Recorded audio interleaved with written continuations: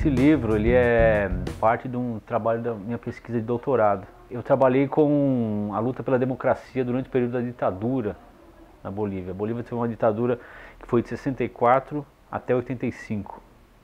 E no meio desse período teve um momento importante, a chamada Comuna de La Paz, quando os sindicatos, o movimento dos camponeses e dos estudantes construíram um órgão de democracia direta, chamada de Assembleia Popular ou Comuna de La Paz, que buscou uma saída democrática para o país, né? Então eles acreditavam que era possível você construir através de assembleias, através da eleição de delegados, né, uma perspectiva de que saísse da escuridão da ditadura militar que existia na Bolívia naquele período, né? Então eu trabalhei um espectro bem amplo de documentos, né, tentando recuperar o debate que constituiu a formação da Comuna de La Paz e os seus resultados concretos, né? Então os projetos políticos que foram aprovados e depois o desenlace da Assembleia, que foi o golpe militar do coronel Hugo Banzer, que destruiu a experiência da Assembleia Popular. Então o livro se concentra nessa experiência, né? A formação, o ideal de formação da Assembleia, os debates e as repercussões na sociedade boliviana da época. Na verdade, a Bolívia vivia um período de ditadura militar, mas dentro do exército existiam diferenças entre grupos militares. Em outubro de 1970, ocorreu uma greve geral, né, após uma tentativa de golpe militar.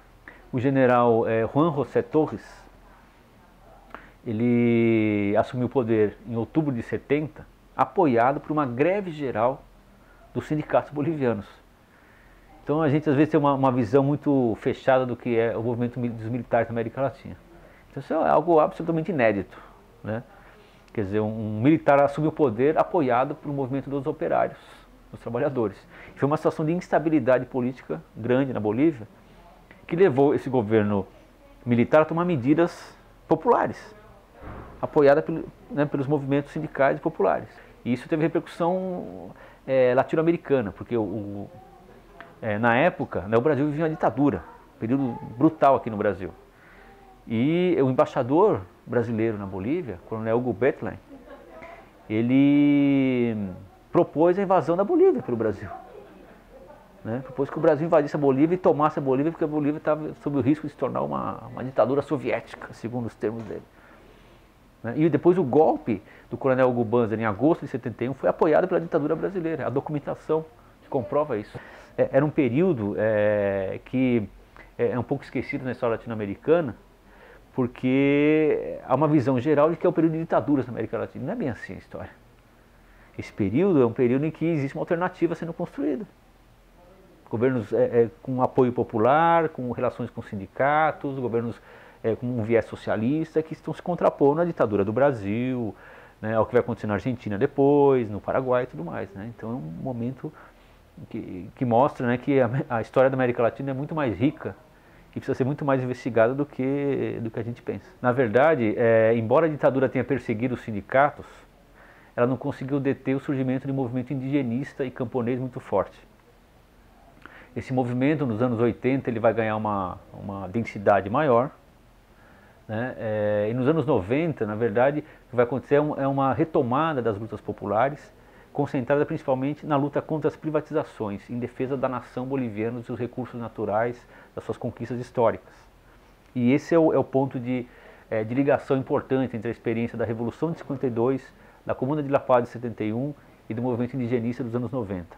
Quer dizer, o fio de continuidade desse meio século de história boliviana é a defesa da nação, dos seus recursos naturais para a sua população.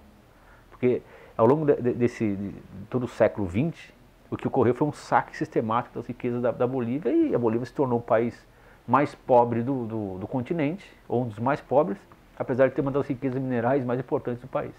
E a ascensão do Evo Morales representa, né, uma retomada, pelo menos uma tentativa de retomada dos recursos naturais pela própria nação, pela maioria nacional. Não é à toa que a Bolívia, apesar, né, das pressões internacionais contra a democracia na Bolívia, né, ela consegue índices de crescimento, combate à pobreza acima da média latino-americana. Esse formalismo, né, essa pompa em relação ao poder, não é o caso dele.